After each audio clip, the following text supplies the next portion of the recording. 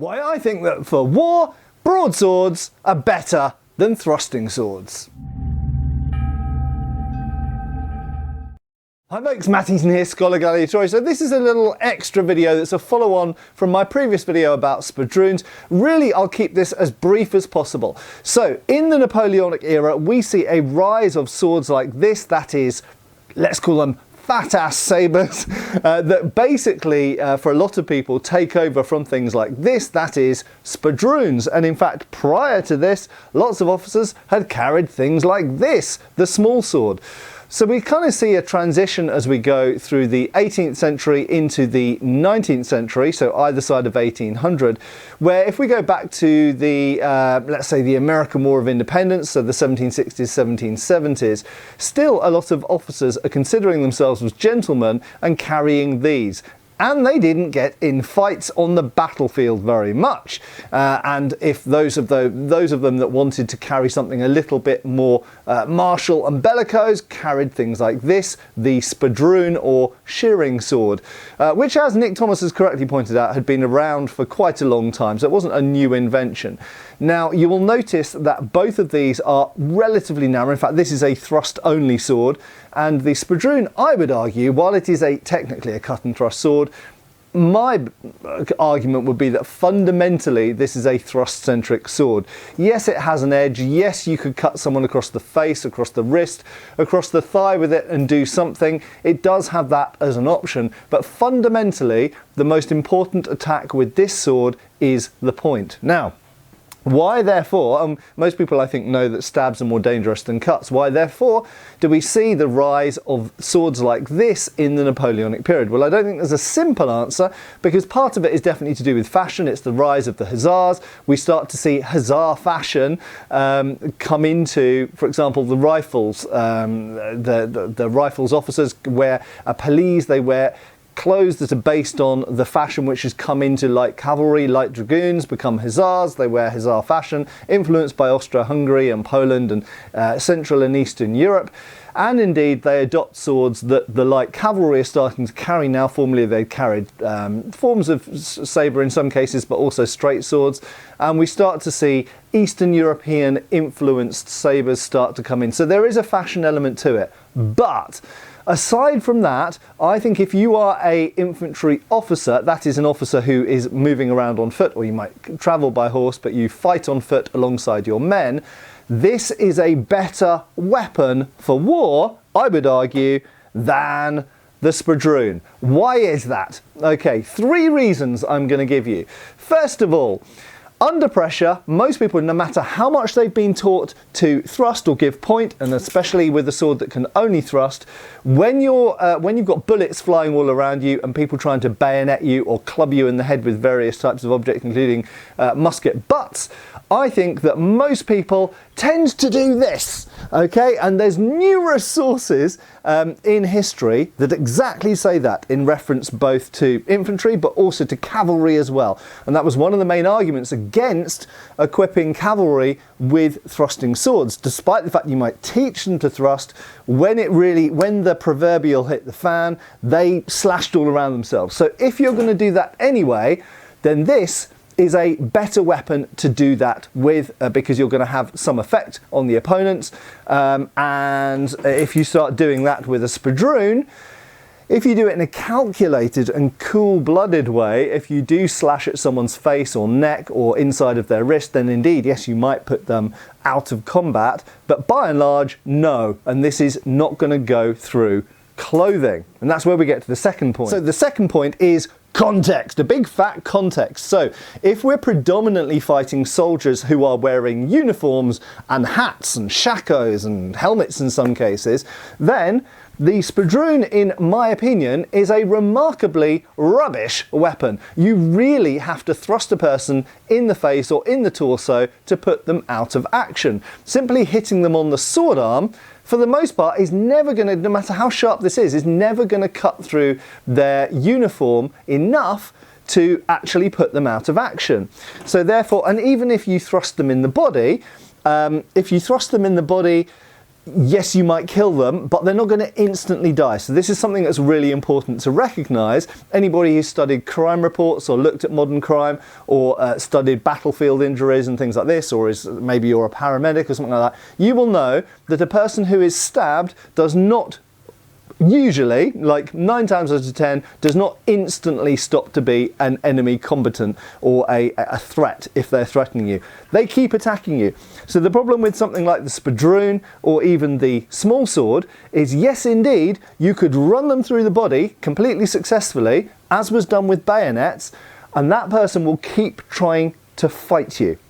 So the problem is, having run them through the body and not having any other weapon, unless you've maybe got a pistol, you don't have a buckler, you don't have a dagger in the offhand. For most officers at this time, you've got to extract the weapon out or grapple with them. It's just not a good scenario. Whereas with the sabre, you can wallop them really, really hard, and whether it goes through the jacket, whether it slashes through, if it does, that's great. It's going to have more effect with a cut than the thrust in the body probably does, at least immediate physical effect, because it has a percussive force. Or even if it doesn't go through the jacket, it hits with such a force, it's like hitting someone with a heavy stick. So if you hit them in the head, if you hit them in the arm, I mean, you might just break a bone in their arm. We see this with sabres, particularly broad sabres. We do see bones get broken in HEMA sparring with blunt weapons, with HEMA protection on. Even with the gloves and the padded jackets and the fencing masks and everything else we wear, we do sometimes see concussions. We do sometimes, very often, well, not very often, but occasionally broken fingers, very occasionally bigger bones as well get broken. So these hit with a lot of force. So even if you don't cut through, it has a percussive force.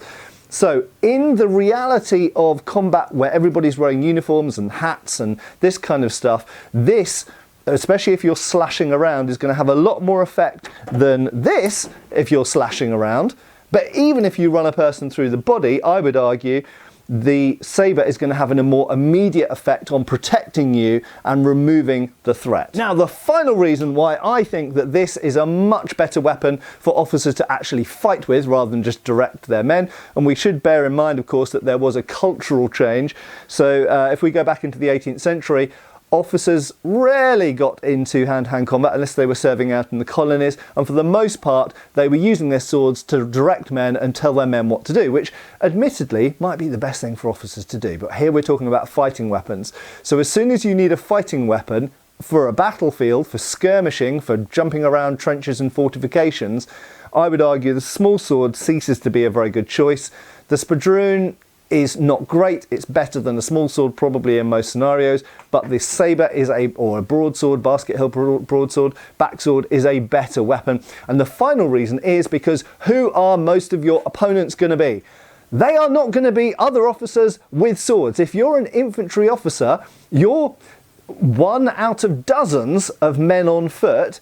And it's the same for the other side.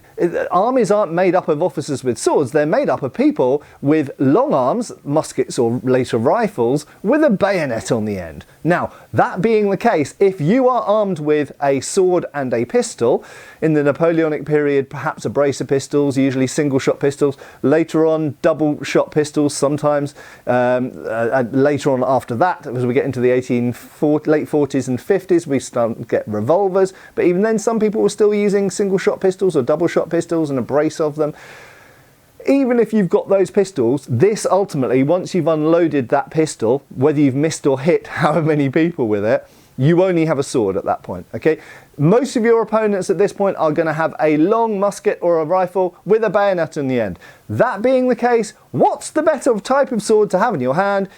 I would argue one which is really robust and can offend their hands, okay? When you're fighting against somebody who's using a musket and a bayonet, one of their weak points is as they hold the thing forward, I'll just grab a random stick to demonstrate this, as they hold the thing forward, this hand here is greatly at threat. By and large, they have greater leverage, they have greater momentum, they have greater reach, they can lance the thing out as well, but this hand is the most vulnerable target on a bayoneteer, as they're sometimes referred to. Now, admittedly, yes, you can hit the hand with a cut from a Spadroon. Potentially, you could thrust the hand or the arm with the small sword. But by and large, it is easier to lop fingers off someone with a big ass saber like this, but moreover, you've got to think about defending against the saber, defending against the bayonet.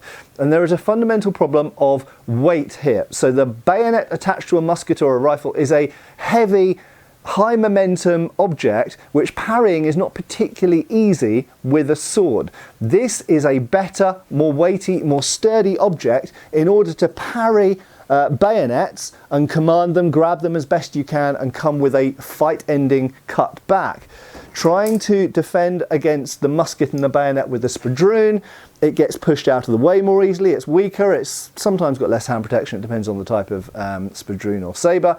But by and large, it's just such a light, quick weapon that yes, if you're just avoiding, that's great if you can do that. If you're just avoiding and aiming at the hands, or trying to cross right at the base, if you have to do it with the spadroon, you want to cross right at the base of the blade and try and get a grab on, then yes, at that point, this is pretty much equal to the sabre. But by and large, and there are period sources which say this, if you are opposing a heavy weapon like a musket with a bayonet, or a cavalryman who's bearing down on you with their cavalry sword, you are better off having a weightier, thicker, beefier sword that you can defend yourself with and take them out as quickly as possible with a slash, a cut as well, such as a sabre. So, there are other reasons, but for those reasons I would argue that the sabre, if the officer decides to fight and not just let his men do the fighting, and bear in mind an officer's job is to protect themselves as well, because you can only command so long as you are fit and healthy to do so.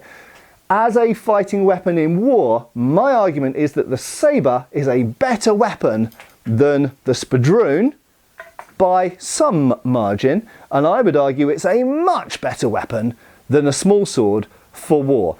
Duels, whole different kettle of fish, but maybe we'll talk about that in a future video.